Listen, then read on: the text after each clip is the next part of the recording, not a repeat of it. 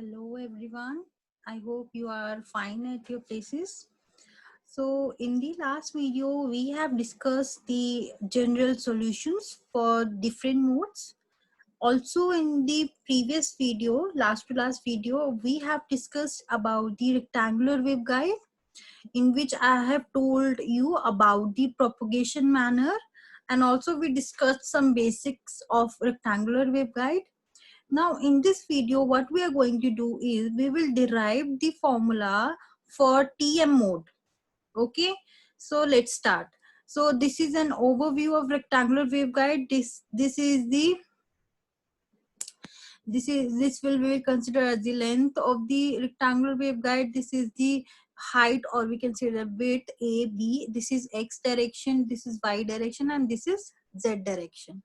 So basically we are going to derive expression for the field components in the rectangular waveguide. So here you can see that I have wrote some boundary conditions. Basically Ez is a longitudinal component, as I told you earlier, means along the direction, means it is propagating along the Z direction. So on every wall Ez will be what? Tangential component. We will assume Ez will be a longitudinal as well as a tangential component if we apply the boundary condition.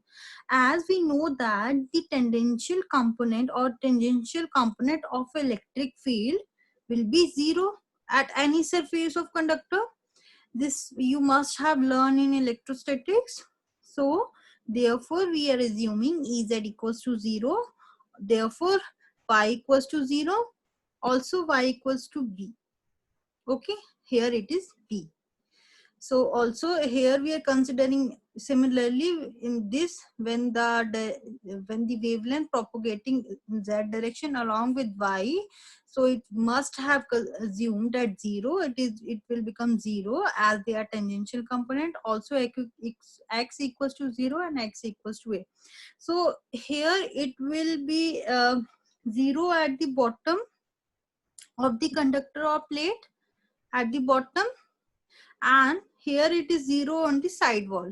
Here it is 0 at the bottom, and this case it will be 0 at the side wall. So Ex is also a tangential component on the top wall and bottom wall. Okay, so now we will solve the mode equation. Let's start. So what happened? As we know, we discussed the TM mode in the last video. Here we have considered Hz component equals to 0. I have told you the reason also. Now we will solve for Ez, or we will solve Ez. This is Hellman's equation. In the last lecture, I have told you what do you mean by that equation. So this is Hellman's equation. Solution of Ez is this one. We have considered this. So see, we have assumed, or we can say that solution of Ez will, can we let this equation as x into y, or we can say that we have assumed Ez is a function of x variable and y variable. So x, we are saying that capital X is a function of this x and capital Y is a function of this. Okay, what we are going to do is we will use separation of variable method to solve the Ez. Okay, in this method we have considered Ez as a multiplication of two different functions, means x and y. So not what we are going to do is we are going to replace Ez by x and y in this equation. So see how we have replaced. So after replacing, we get this thing. Now we can see that this is a partial derivative. We get this in a partial derivative form. Now what we're going to do, we will do the full derivation of this method. So we will get this as a full derivative function. Okay, this you have to notice.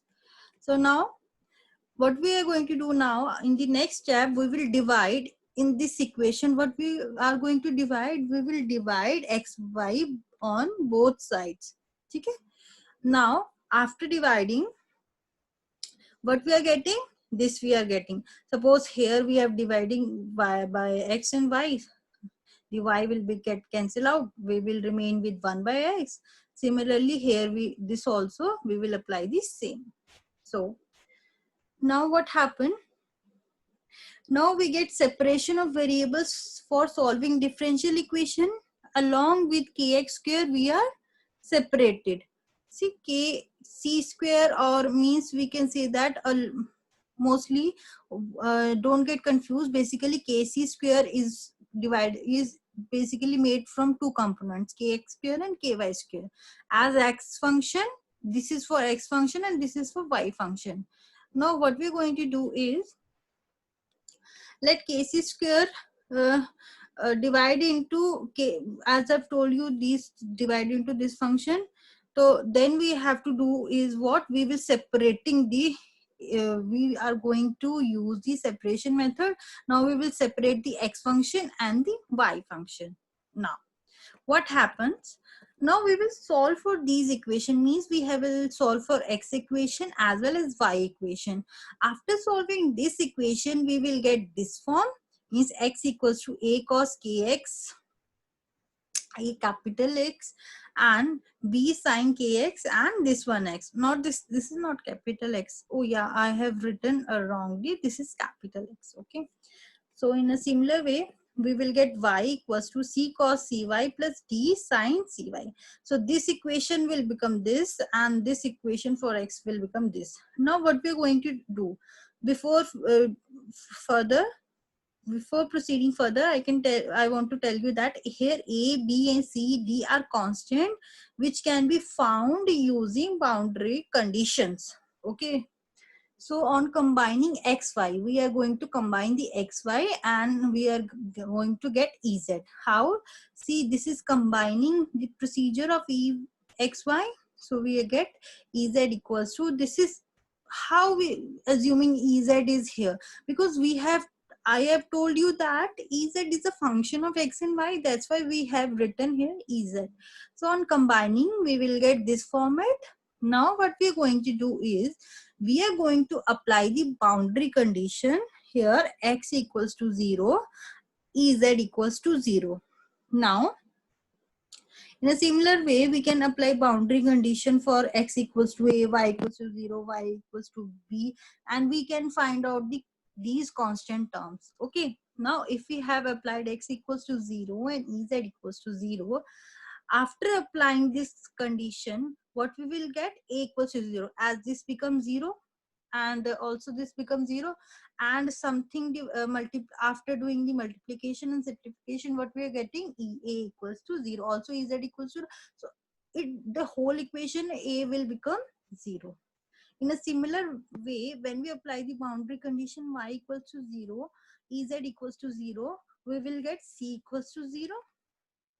Now what we're going to do is, we will apply another boundary condition where we are assuming ez equals to 0 and x equals to a. Why we are doing this x equals to a? Because we are going to find out this in a rectangular waveguide. We have assumed the length a. That's why this is a boundary condition. So we are doing this. Okay. So after applying this, what we're going to get, sin kx a equals to 0. As you will put these terms in the equation, you will get this. Okay, so we have assumed kx equals to m pi, where m equals to 1, 2, 3. Don't consider 0, it may be some integer number. On a similar way, we can get ky b equals to n pi when we put other condition, ez equals to 0, y equals to b. Okay, so kx equals to m pi upon a and ky equals to n pi by b. We just cross multiplied this equation. Okay, now we know that kc square equals to kx square plus ky square. As I've told you in the above when we tried to solve the equation, I told you it is a two component combining part.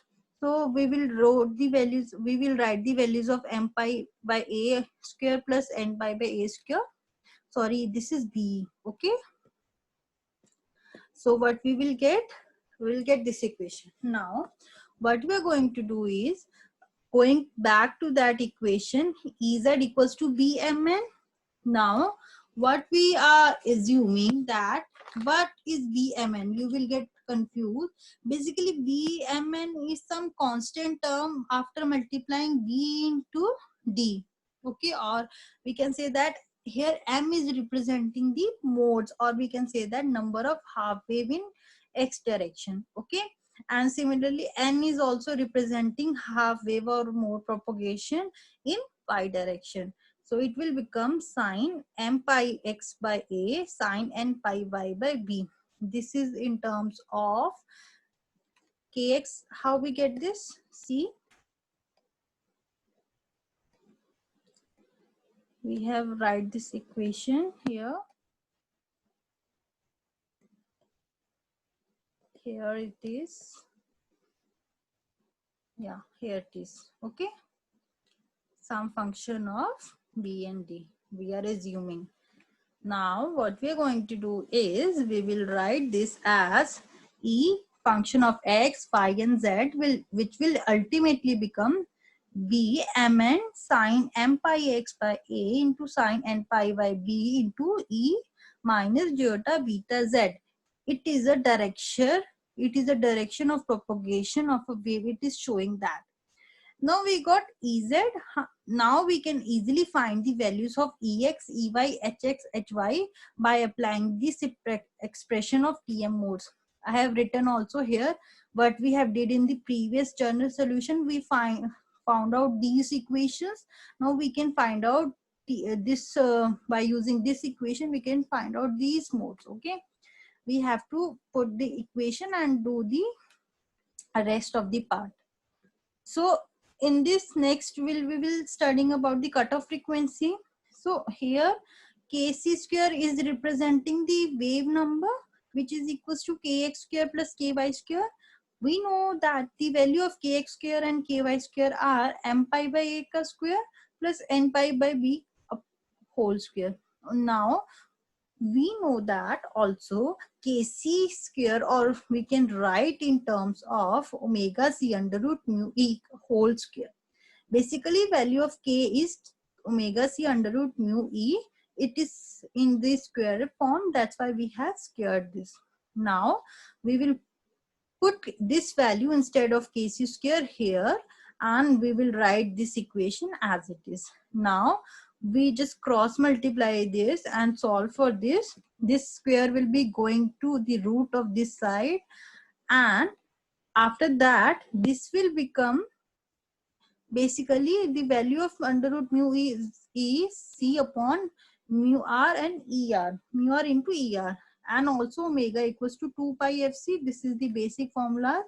Now we will put the formula here. Ultimately we are getting fc equals to c upon 2 pi mu r er, or epsilon naught r under root m pi a whole square plus n pi b whole square, where mu r and er are relative permittivity and relative permittivity. Now here you need to know one thing. If m or n is 0, then Ez is 0, which means all field components are 0. Okay, no Ez component, which means Ex, Ey, Hz and Hy will become 0 here. So which means no mode will be exist. Tm00 mode will not exist. Tm01 mode will not exist. Tm10 mode does not exist. These modes are called as non-propagating modes. Okay. So minimum frequency for this Tm mode we will define as Fc equals to C upon 2 pi under root mu r er pi by a whole square. Why it is as assuming, we are assuming m equals to 1 and n equals to 1 plus pi by b whole square 2. So below this Tm mode is not possible. This is a minimum frequency for propagating in Tm mode. If some frequency is less than cutoff frequency, Tm mode is not possible.